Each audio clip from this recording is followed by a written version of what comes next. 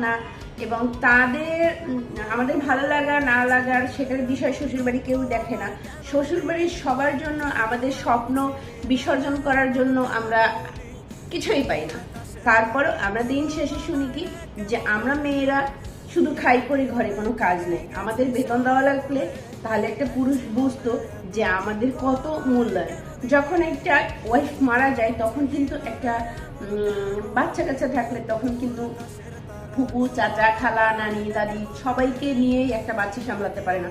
অথচ একটা মা ঘর সামলায়, হাজবেন্ড, শ্বশুর শাশুড়ি, স্বামী, বাচ্চা, রান্না বাড়া, বিভিন্ন কাজ, সবকিছুই কিন্তু মায়েরা করে। কিন্তু দিন শেষে বলে তুমি করোটা কি, তোমাকে খাওয়াই দাওয়াই কি, খাও 3 বেলা ভাত খাও, তাও তোমার মা বাবা, তোমার আত্মীয় স্বজন, তোমার সন্তান তোমাকে যত্ন করা, তোমার জন্য ঘুম আসলেও রাতে বসে থাকা, যে ঘুম আসছে এখন তো ঘুমাইতে পারবো না, জামাই একটু পরে আসবে, তাকে খাবার দিতে হবে, শ্বশুর শাশুড়ির সেবা যত্ন করতে হবে, তাকে তার জন্য টাইম মতো ঔষধ খাওয়াই দিতে হবে, এবং যখন আত্মীয় স্বজন আসবে তাদের সাথে ভালো বিহেভ করতে হবে, তাদের নাস্তা পানি দিতে হবে, তাদের জন্য এক্সট্রা সময় দিতে হবে।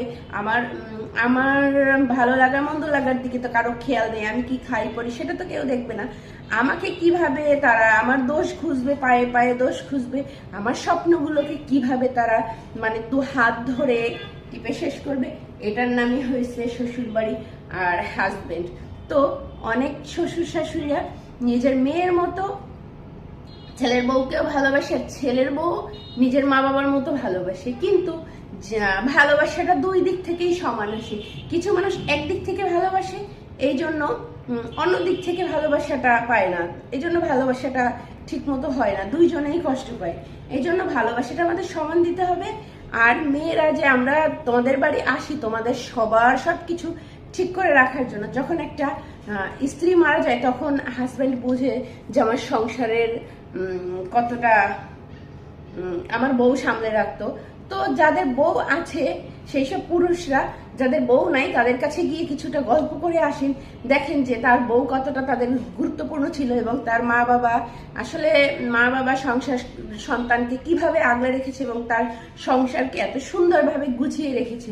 তো একটা মেয়ের বেতন হয়, কিন্তু যদি আপনি হিসাব করেও তাকে বেতন দেন, তার মাসে নর্মাল হইলেও 30 থেকে 40 হাজার টাকা আপনাকে সে 16 থেকে 17, 18 ঘন্টা সার্ভিস দেয়। অতএব সেই বেতনটা তার কিন্তু শুক্রবার শনিবার কোনো ছুটি নাই, ঠিক আছে? 12 মাস 12 সারা জীবনই তাকে খাটতে হয়। তো তাকে মূল্যায়ন সম্মান দেন, কাজে লাগবে। আল্লাহ হাফেজ।